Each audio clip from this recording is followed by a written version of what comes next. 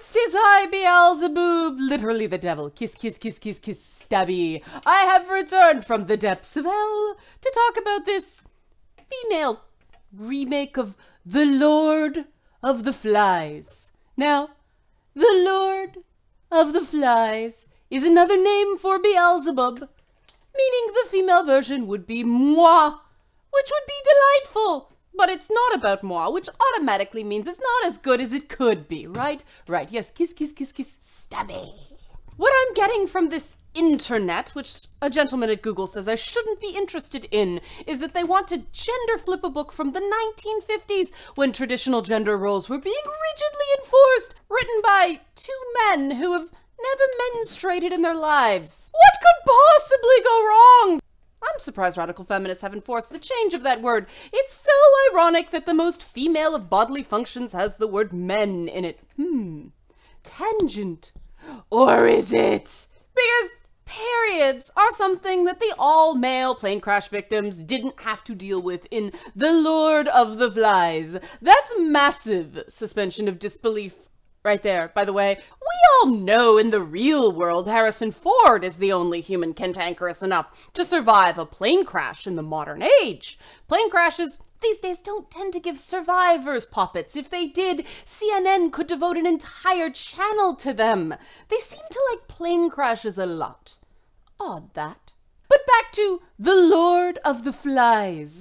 The first creative choice a director must make is whether to make this female do over a period piece or set it in the modern times. History lesson, puppets! The book's author, Sir William Golding, was born in Britain in 1911, which meant he was a child during the Great War. We call that World War I today. He then served in World War II, and The Lord of the Flies was published during the Korean War. He was also a teacher at a prestigious boys' school, so he knew firsthand what little bastards rich brats can be. The man had defended the free world against fascism, only to teach classes full of Jonathan McIntoshes. Is there any wonder he lost faith in humanity? That was pointed, wasn't it, puppets? Yes, stabby. But what Sir William Golding never had to deal with was a class full of girls on the rag. Oh, what Lord of the Flies would have looked like if he had. Ironically, World War I may have been the dawn of the modern sanitary pad. Repurposed cellulose bandages designed to plug bullet holes. Before that, those big skirts that defined women hid, among other things, monthly bleeding. We don't know what women did before that because histories tend to be written by celibate monks who touch fewer women than the most obnoxious guy at a Comic-Con. There's lots of information about young men, though. Remember, I'm Beelzeboob, literally the devil. If you're feeling hurt or offended by that joke, it's gonna get a lot worse. Without some plan for dealing with periods, our young island ladies risk a public health crisis within a few months. They'd literally be attracting flies. At this point, you may be thinking, yes, no one wants to see a movie where girls can't deal with anti-flow. Exactly, puppets! I don't even want to see that, and I watch internet videos of girls eating their own poop for scientific purposes only. But even when that's completely ignored, because we all wish we could just ignore our periods, it's not that girls aren't capable of being just as massive an asshole as boys are. It's just a completely different kind of massive gaping butthole. It's not that women are incapable of violence either, but women aren't generally encouraged to fight each other to determine social status. Female bullies are more likely to play mind games than to throw their physical weight around. Then there's the fact that girls, especially the girls of the 1950s, have a very different cultural relationship with power and leadership. Women are more judgmental of other women puppets who seem bossy, which creates a totally different power dynamic on our fictional remote island. Personally, I can't see a scenario in a female Lord of the Flies that doesn't involve a very high body count, just from the sheer resentment that women have for female leaders. Now, unlike in the original Lord of the Flies, there's a scenario in which the group of stranded girls would likely try to rule by consensus. And that's great for peacetime governments, but there's a reason the military has a chain of command. Shish-kabibble gets done, puppets! So you'd get an immediate division into two groups. The group that wants to all stay friends, and the group that doesn't want to die. The Stay Friends group would promptly get wiped out because all the guilting, backstabbing, and mental cruelty that plagues girls in the civilized world would have nothing to back it up when there was a real threat. But some Stay Friends types would defect to the Don't Die group because, well, they don't want to die. But all it takes is one person who resents the leader of that group because she's kind of a bitch to start trouble. Once the immediate threat is dealt with and things settle into a routine, then the Stay Friends urge comes roaring back, things stop getting done, and more people die. Are you sensing a theme here? You're talking about a part of the population that can't organize a bake sale without someone quitting over some perceived petty slight. And in part, that's because proper ladies, of which I am not, are trained to believe that leadership is just beyond them.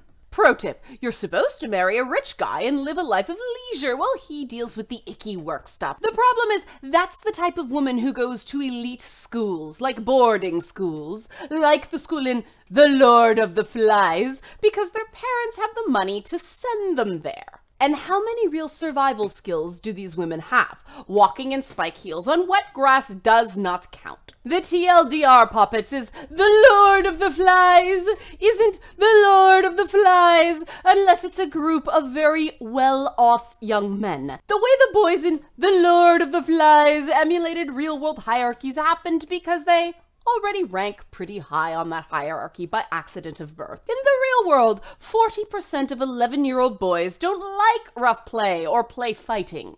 That entire 40% is represented in only one character in The Lord of the Flies.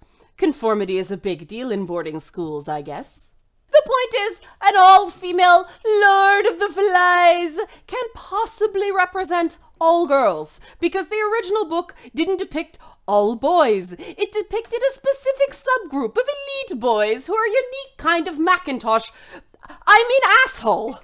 And yes, that group has seething virulent aggression looking just under the surface of their so-called civility. They're the ones joining Antifa groups, then going out and punching photographers they later claim are skinheads. Not all groups of boys are like that, though, puppets.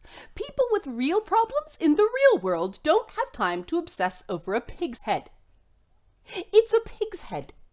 It's possible that things would take longer to go to complete steaming crap with girls, just because girls are given less social permission to dislike each other openly. They temporarily fake being helpful and kind because they're following social programs. The problem wouldn't be too many leaders, puppets, like in the original Lord of the Flies. The problem would more likely be too few. One dominant bully could become the queen bee of the flies, and every girl whose self-esteem was already broken by a mom that calls her fat would fall into line, because they don't know how to do anything else. Thing is, puppets, bullies make very, very bad leaders. So again, we wind up with mass slaughter. Everyone dies. Load last save. Oh, and the other problem with the straight gender flip of Lord of the Flies? A fat girl storyline? Really? Pitch Perfect wasn't gag-worthy enough for Hollywood. No, of course not, because Hollywood likes its women mute, stupid, and starving. Film execs might be fine with a woman named Piggy outside of The Muppet Show, but a huge portion of the audience is going to identify with that particular character. So this is a very, very bad idea, puppets. Very bad idea. Fraught with peril. Maximum stabbies. Now, for the record, I don't care. I'm going to laugh as this project crashes and burns the way the Ghostbusters remake did. And I'm going to laugh harder when people claim that the movie failed because of misogyny. Harsh but true fact, puppets. Those loud blame everybody feminists are that way because they're all ugly on the inside. Imagine, puppets, even the conch scene with an elite all-female Lord of the Flies, or conch scene for those of you who prefer that pronunciation. It would go something like this. Putting on my actor face. Okay, like, I have the conch, but it's okay, Becca. You go first. No, it's okay, Aubrey. Let Chloe have it. Oh, no, girls. It's fine. Fat Amy, do you want to talk? Then Fat Amy is a big, clueless, fat loser who admits she actually wants to do something, and the audience laughs at her big, fat girl fail. But it's okay. She gets to break all the rules because she's fat, so she'll be driven to kill herself by 16. Yay, team! But very well, let's assume, Poppets, that an all-female, the Lord of the Flies, does replicate the social structures of the heavily male-dominated 1950s.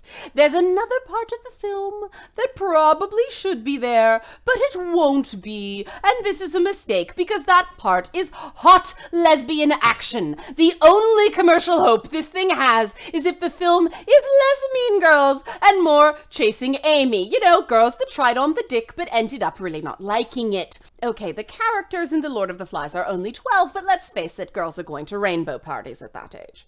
Oh, are you offended by that idea? Good, because that's what the two rich, entitled Macintoshes, assholes who wrote this oncoming train wreck don't get. Life in the soft, civilized world is already so horrible for 12-year-old girls that a deserted island wouldn't be much worse. Now, this is assuming they have the prerequisite survival skills to survive on a deserted island in the first place. But since computer coding classes have replaced survival training or even basic cooking classes as girls' self-esteem and life skills building exercises, a modern-day female version, Lord of the Flies, would probably be 15 minutes long and to contain the hashtag, "We are all fucked." And then they get eaten by a Gru. Bitches. Offended? Disagree. Kiss my hellspawned ass. I don't care. This is about a movie, a fictional plot meant to entertain. And I'm entertained very much by taking the burning piss out of it. Try being entertained instead of being offended by everything. Thank you, Poppets. It is I, Beelzeboob, literally the devil. Kiss, kiss, kiss, kiss, Stabby. Signing out and go to hell.